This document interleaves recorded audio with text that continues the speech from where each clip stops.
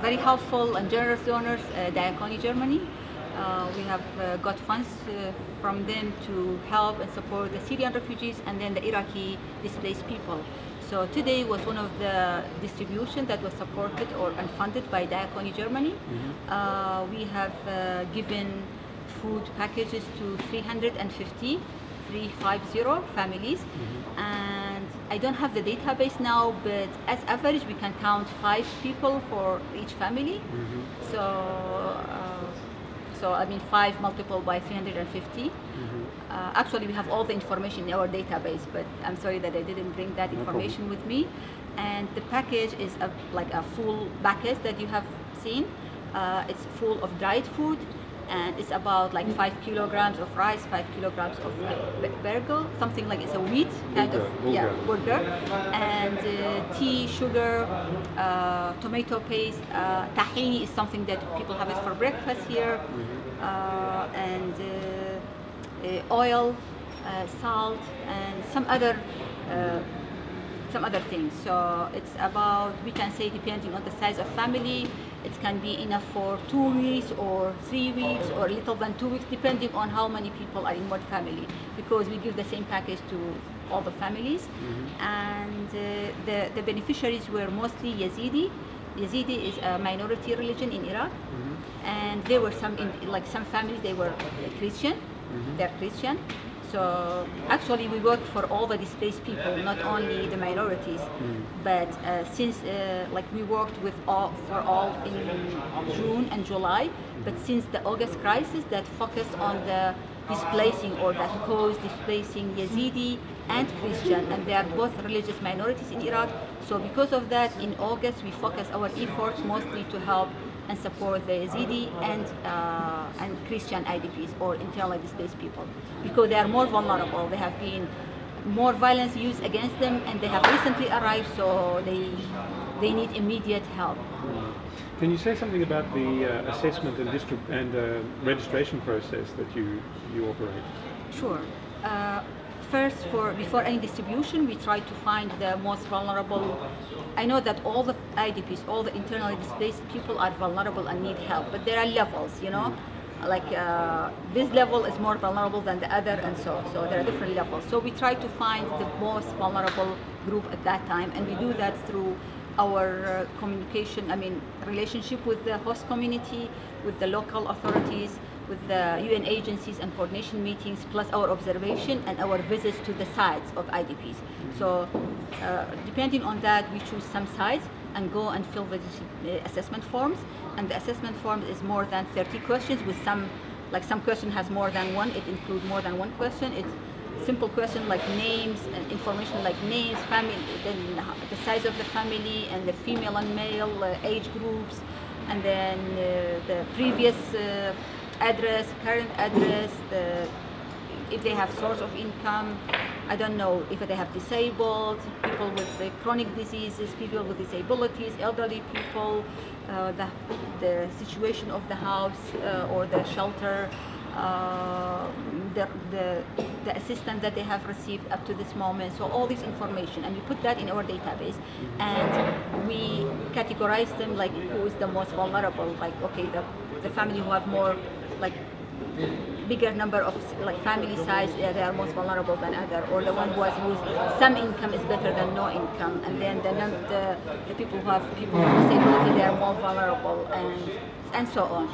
And the other factor is if they have just arrived, you know, it means that they need more help, and then the place where they live, if they can rent a room, it's not ideal. Still it's bad if they have one room for everything. But when you compare that person who afford to rent one room with a person who is sleeping on the street or in a park, then this family look better. It's not perfect, but better than the other. So and somebody who is renting one room for one family is better than being in a school room that's for 5 families, and they can be there until 2 weeks from now. After that, they are kicked out. Not on purpose, but students need to go back to school. So they all need help, but there are different levels, and that we choose the most vulnerable at that time, depending on the best knowledge that we have, and then we make a list and we call those families themselves or send them text messages, and then sometimes we get help from their representatives to tell them, and then to tell them, okay, in that day, at that time, in that venue, you receive, come and bring your documents with you so that you receive help. So this morning, people came that they were informed yesterday, and they come with their IDs, like identity cards, and then in the first place, the first desk, they find their name to check that they are in that list for today. And then when they're in that list, they give them a piece of paper to prove that. They go to the second desk, and the second desk, they fill a voucher receipt for them, putting the full name and then the current address and phone number, and then they have fingerprint. And then the third place is to go to the truck and receive the food. When they give that receipt, voucher, to the other employee, other staff member, and then they receive the food. So we do that. Maybe it's a little bit long process, but we make sure to not to have duplication and not to have the same family receive twice in the same day or in 1 week. And then we are responsible, we are accountable to the donors. So we like to have all the names, and then after we give that help, we distribute that aid, we put again the names and the information, even the receipt number in the database, because we're accountable to the donor, and we are happy to share that. Some donors like to have it immediately, some donors maybe they ask for it one day, so we want to have everything in place whenever they ask for it, to give it and share it with them. Do you have a rough idea what percentage of the IDP community in the Erbil area is currently able to get access to adequate shelter and basic food and non-food items? How far do the services, not just from REACH, but from the internet, from the local NGOs and international NGOs and from the UN system, how far are the available services able to reach the need that is out there? Well, it's not that much, and it's sorry to say that, but it depends how do you define if their needs are met. You know, if can you define like the person who live 5 families in one school room, if that person have adequate shelter, and that means that their shelter needs have been met or not. You know, how do you define that? Can somebody who rents a hotel room, one hotel room or one apartment room for this month, and they are not sure if they can pay the rent for next month, if they have adequate shelter? You know, so it depends how do you define that.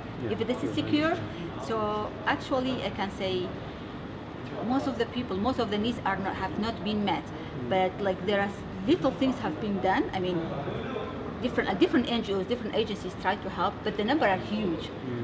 So the number that we can reach is at most maybe, I mean, with all of us together up to this moment, maybe 20%, 25%. I mean, and when we reach these people, it doesn't mean that we give them everything that they need. We meet all their needs. We like, but we have limited capacity and limited fund that we can provide. So, and then, for example, in my organization, we don't work in shelter right now. I mean, we have only one possibility with UNHCR to do something about shelter, something small. But in one city, in the rest of the cities, we don't have anything about shelter. So I mean, the needs are a lot. So what would you say, in your experience and in the experience of REACH, what would you say are the biggest challenges you're facing right now in responding to this situation? You mean as REACH or as humanitarian organizations? As REACH. As REACH, well, it's a huge number. When you see this huge number, you feel how can it's possible to cover, you know, all of them to be covered, not only by REACH but by different agencies. So that's one of the challenges. And then when I see, like personally, and I have heard that from other staff, when you go to a place and you provide help in one area, and then they ask for about other needs. Okay, they say thank you for this, but we need this and this and this. And you say sorry, we don't have it, but then they ask again in a different way. This person asks 3 times in different ways, and you go, and then the other family and the other people ask the same question. We feel bad for them. We try to explain. I don't complain, but I feel bad that they cannot say, sure, we can do that, or sure, I'll call the other organization to do. All what we say is, I say, okay, we try to tell other people, we try to share the information or your needs with other agencies, with other actors in the coordination meeting, and hopefully people can do something about it. But we are not sure how much that can be effective, because there are limited capacity, and there's some coordination, but actually even the coordination is not up to the level that we wish. I mean, there is some, and we are happy about it, but it needs to be more organized and more intense and real coordination. Sometimes people like to call it coordination. I mean, they meet together, but every meeting doesn't mean coordination. So the other challenges are, okay, when you choose some families and you don't give it to all of them, it's difficult for them to accept that criteria. You know, if they are in a hotel, if one family, I met one family today, they live in an apartment with, like they rented an apartment, 4 rooms for four families. So each family paid $200. So, and 7 to 8 people have only 1 room, and they share bathroom and kitchen. Okay, they are in a bad situation. I understand, and I totally understand. They don't have TV, they don't have all the needs, and they don't have enough food, and they don't have job, and they have chronic disease. Only that family, I heard their story, and they have chronic disease, and they need a surgical operation. One of them, okay. I feel very bad for them.